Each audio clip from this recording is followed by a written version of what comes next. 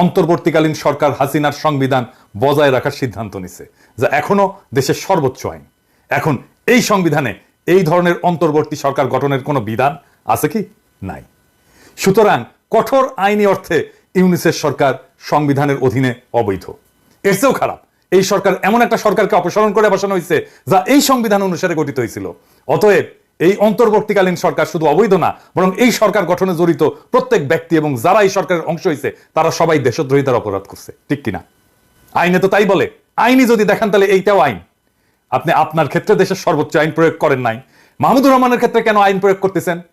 এইটার যুক্তি কি? আপনি হয়তো বলবেন যে সরকার সফল বিপ্লবের পর জনমানুষের ইচ্ছার ভিত্তিতে বসানো হয়েছে। ঠিক কি? তাইলে মাহমুদুর রহমানকে যে কারাগারে পাঠাইছেন এটা কি জনমানুষের ইচ্ছা অনুযায়ী? এই মাহমুদুর রহমান হইতেছেন বিপ্লবের প্রকৃত নায়ক।